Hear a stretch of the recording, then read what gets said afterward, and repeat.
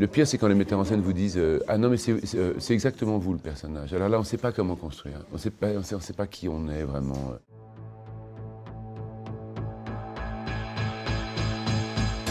Toc. Ma foi. C'est curieux que j'ai choisi ça en premier quand même. C'est une foi dans l'univers. C'est une foi. En fait, je crois que si on pense à Voltaire, par exemple, qui était déiste, c'est-à-dire que c'est la foi dans une sorte d'élément créateur, mais en dehors des religions. Les religions me font peur. Les religions sont des outils pour tenir les hommes et résoudre leurs problèmes d'angoisse existentielle. Ma foi, c'est qu'il y a un courant d'énergie. Alors on pourrait appeler ça le Saint-Esprit ou le souffle divin, mais moi je préfère appeler ça l'univers. Au plus loin. Qui est Eric Engström? C'est une énigme. La traduction est interrompue pour une durée indéterminée. Les 100 dernières pages n'ayant pas été distribuées, celui d'entre vous qui est derrière ça ne pourra pas mettre sa menace finale à exécution. D'ici à ce qu'on le trouve, vous êtes tous au chômage technique. Un commentaire, monsieur Kedrinos. Excusez-moi, c'est juste que si vous ne payez pas tout de suite, vous êtes dans la merde. Personne ne voudra acheter au prix fort un livre dont il a déjà lu plus de la moitié. Vous êtes baissé.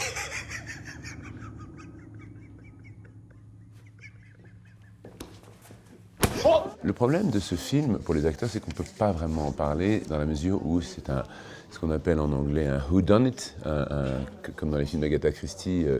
Dès qu'on commence à dire un petit peu quelque chose, on raconte trop. Au départ, c'est un méchant, comme dans un film de James Bond, quoi. C'est un méchant de carton-pâte un peu, il est impeccable, c'est un dandy. Et puis en fait, il est pris, lui aussi, dans une sorte de spirale épouvantable de panique.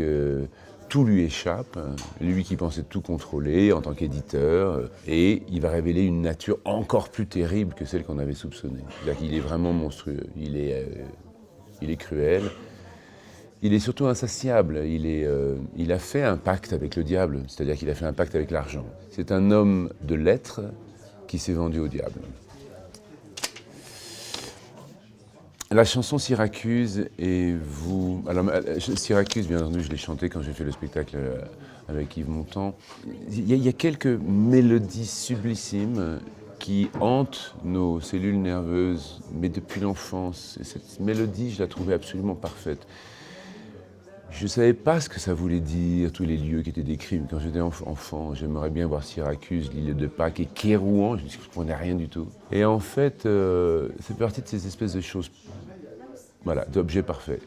Mélodiquement, poétiquement, c'est simple.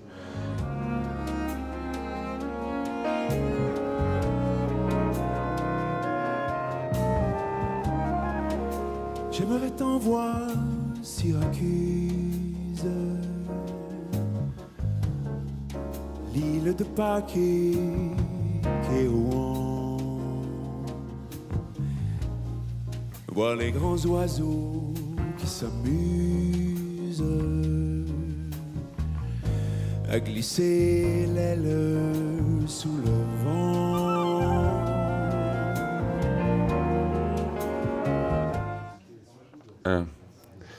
J'aime bien cette question. Un film dans lequel j'aimerais vivre.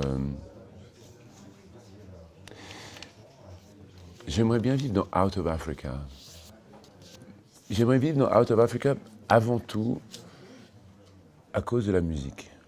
Je voudrais vivre dans un film où il y a la musique de Out of Africa. Pour moi, c'est la musique du cinéma par excellence. Quand je l'entends, je me dis, ça me remet en contact avec mes premiers désirs adolescents de vouloir faire du cinéma.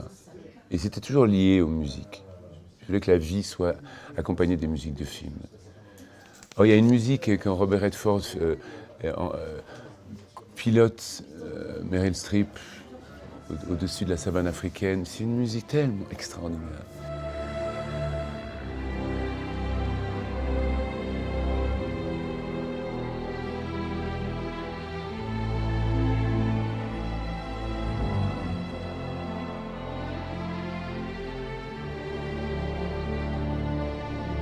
J'ai souvent pensé que j'aurais pas raté ma vie d'acteur de cinéma si j'avais pu participer au moins une fois à un grand film comme ça. Je pense que je l'ai fait, quand même. Mais pas Out of Africa. Un rêve récurrent. Alors bien entendu, je suis acteur. On se sent tous usurpateurs. Mais on a toujours l'impression qu'on va être découvert, comme n'ayant absolument pas de talent et ne sachant pas du tout de quoi on parle. Bien entendu, le rêve récurrent, c'est de se retrouver sur une scène et de ne pas savoir quelle est la pièce et généralement d'être nu aussi devant le public. Hop. Votre expérience hollywoodienne, en fait, j'ai pas vraiment vécu d'expérience hollywoodienne. J'ai participé à des films hollywoodiens, mais qui n'étaient pas tournés à Los Angeles. En fait, j'ai eu l'impression que ça se dégradait de plus en plus parce que j'étais clairement un Français. Et donc, ça, c'est une piste vraiment sans issue en Amérique. C'est-à-dire quand on est un Français, on ne peut être utilisé que pour des caractéristiques médiocres, péjoratives, ridicules. On ne se lave pas, on est pompeux, on est adultère tout le temps. On sert à quelque chose dans leur vision de l'Européen qui, voilà, moi, me gonfle. Château-Aubryon, 1959. Magnificent wine. I love French wine. Like I love the French language. I have sampled every language. French is my favorite. Fantastic language. Especially to curse with. Nom de Dieu, de putain de bordel, de merde, de saloperie, de connard, d'enculé de ta mère. It's like wiping your ass with silk. I love it. Mes 60 ans, mais je les attends avec impatience. Non, je les ai eus.